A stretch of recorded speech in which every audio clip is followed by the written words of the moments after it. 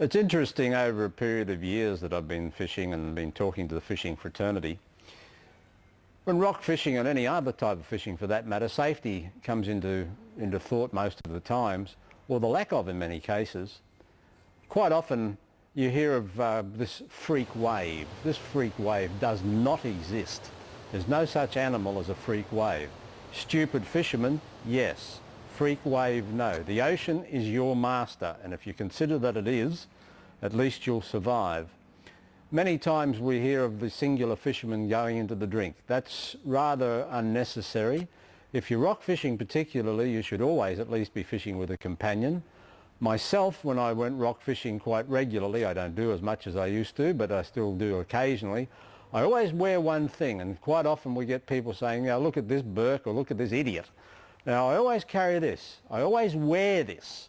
Whether it is summer, whether it is winter, I don't care.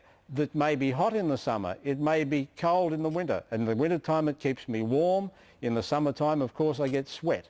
If I happen to go into the water, two things occur. One is I turf my gear, and secondly, this hopefully will keep me afloat long enough for me either A, to swim away from rocks, which you should do, and be rescued, and then wait for the moment to be able to come ashore or be picked up by a boat. But at least I have a chance. And that is the one thing that most people don't give themselves. They don't give themselves a chance. Rock fishing around the Sydney area, you should be wearing cleats on your shoes, which is important, and the boys will show you in the film as you're looking at it, they are using cleats quite successfully.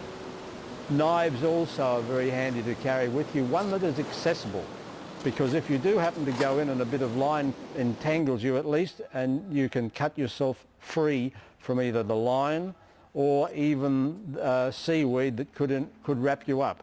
But the most important factor is don't panic. That is critical.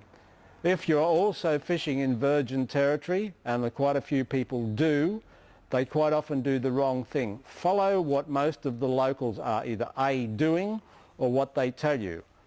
Quite regularly there's the odd bloke, not too many, that doesn't want you to go into his famous secret spot. The secret spot doesn't exist. It does not exist at all. If someone over there tells you you should be wearing plates or you should be doing something, listen to them by all means, because they are, one, looking after you, two, they don't have to go chase someone to come out and get you. And like I said, if you do go in, throw everything. Fishing gear is replaceable. You are not. The next thing that comes to mind in safety factor is what happened to a friend of mine many years ago now, who used to fish an area called Yellow Rock. He fished it constantly, and he used to take fish. There was a lower ledge, and this lower ledge he'd land a big fish onto that lower ledge and duck down, turn his back to the sea. Error, complete. And one day we said, you will get taken. I won't mention names because it might get unsettling to some family if they ever see this video. One day I asked a friend, where is Mr. X? Oh, didn't you hear about him? He went into the water 3 weeks ago, and he was the last body that got taken away from Yellow Rock. It took them 3 weeks to find him because he was wedged in underneath all ledges and things like that. So please be careful for two reasons. We want you to be safe. We really do. And we like people to be our customers because we like our clients, and we want you to continue to be so.